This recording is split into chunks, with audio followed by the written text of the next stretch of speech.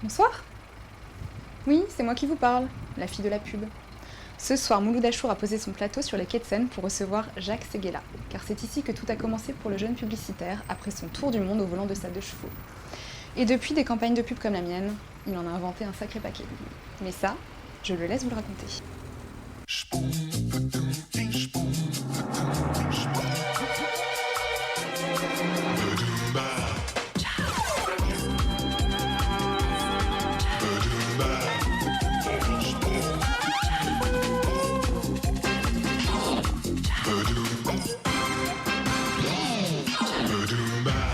Comment ça va, Jacques Séguéla? Mais bien d'être là avec toi et puis là.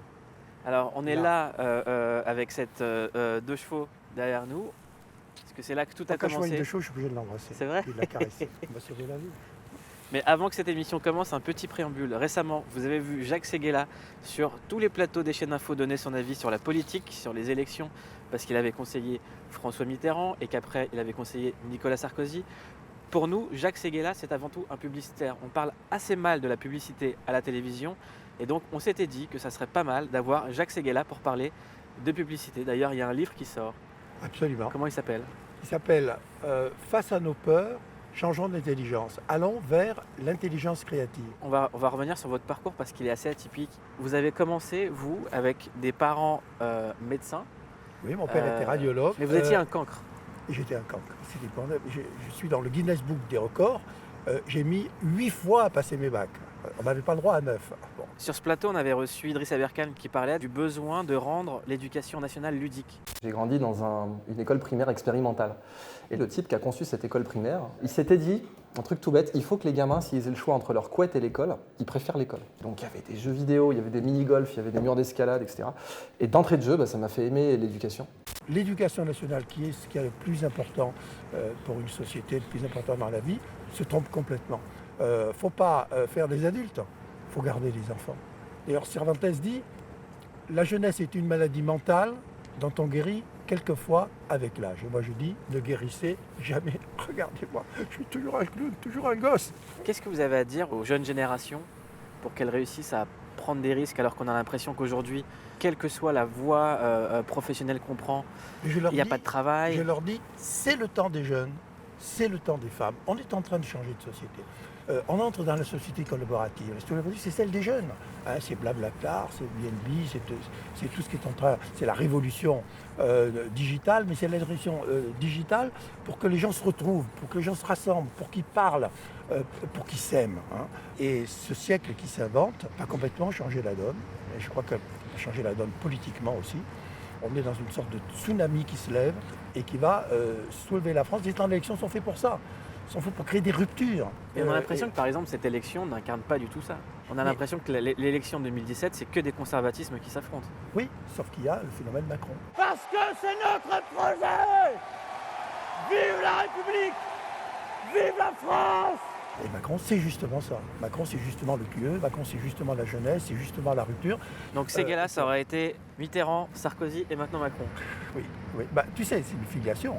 Parce que moi, je pense que Macron, c'est le fils adultérin de Ségolène Royal, qui a inventé tout ce mouvement-là de désir d'avenir et tout ça, et de Nicolas Sarkozy. Il y a du Nicolas Sarkozy de 2007, celui qui a vraiment fait naître l'espoir. Hélas, il n'est pas arrivé parce qu'il y a eu la crise. Et là, je propose un tour de magie. On va faire un grand tour de magie. On arrête la politique. Il y a quelque chose qu'on aimerait voir ensemble. On vous a demandé de choisir des films marquants dans la publicité. Donc le premier, c'est la pub GTI sur le porte-avions.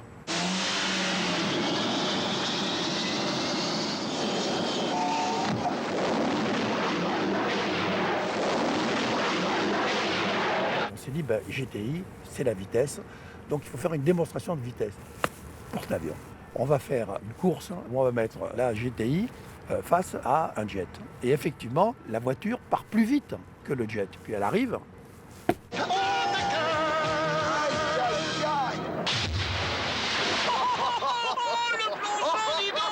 alors après, il a fallu trouver une idée pour qu'elle ressorte de l'eau. Comment on fait? Un sous-marin.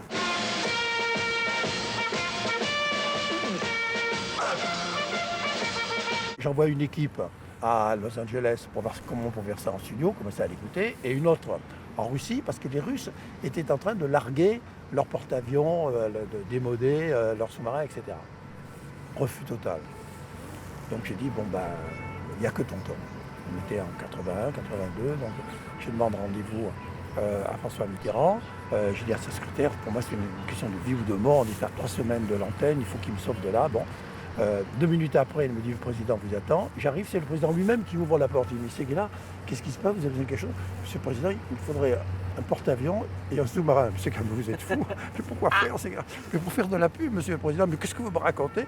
Et j'ai dit, mais voilà, etc. Il éclate de rire, il ne faudrait pas une bagnole avec ce truc-là, mais c'est formidable pour l'armée française. Vous aurez votre porte-avions, vous aurez votre sous-marin. C'est tellement mieux quand les présidents font la pub et pas la guerre avec les sous-marins et les porte-avions. Merci tonton. Là, on va passer à une autre pub, c'est MTV Erotica.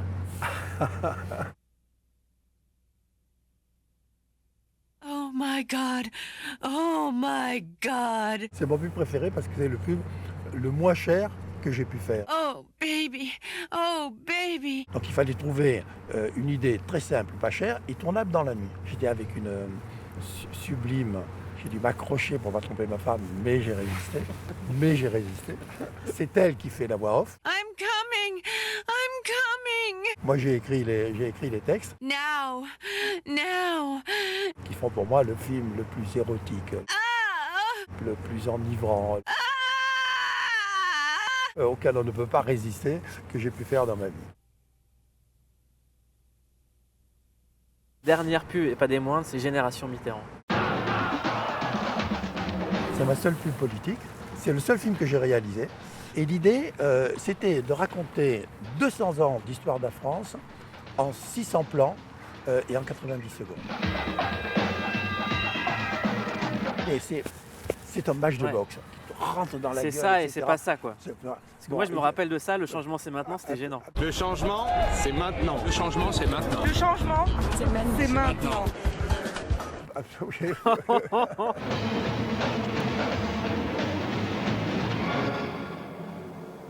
Je le présente à l'Élysée. Le président dit, Séguéla, je voudrais vous voir. Je dis, oh là là, qu'est-ce qui se passe? Il me met dans son bureau. Il me dit, Séguéla, moi j'aime beaucoup votre film, mais vous ne trouvez pas que je fais un petit peu petit par rapport à Cole? Donc je refais dans le studio et je dis, il faut faire quelque chose. Il y a un mec qui me dit, moi je peux lui couper la main à Cole. On a donc coupé la main de Cole de 27 cm. C'est génial. Et donc Mitterrand a récupéré une quinzaine de centimètres par rapport à Cole. Il était très complexé, Mitterrand, par rapport à ses cheveux. Quand j'ai lui amené la fiche de la Force tranquille, il m'a dit, Séguéla, vous m'avez trouvé. Mais est-ce qu'on ne pourrait pas cadrer plus serré? Mais je dis, mais président, si on a un cadre serré, la petite église n'existe plus. L'affiche, c'est la petite église. Oui, mais vous savez, c'est les yeux dans les yeux, etc. Et je comprends qu'il voulait cacher sa calvitie. J'ai dit, mais non, monsieur le président, non. Les Français veulent un père, ils veulent un grand-père. Au contraire, c'est parce que vous n'avez pas de cheveux que vous serez président. Il y a un autre homme qui était proche de Mitterrand, avec qui vous avez travaillé pour inventer les slogans les plus fous, c'est Bernard Tapie. Tapie, c'est le plus grand publicitaire de tous les temps. Qu'est-ce qui fait marcher Tapie? Qu'est-ce qui fait marcher Tapie? Qu'est-ce qui fait marcher Tapie? Qu'est-ce qui fait marcher Tapie? Qu'est-ce qui fait marcher Tapie? Mais qu'est-ce qui vous fait marcher? Moi, je marche à l'avant d'air.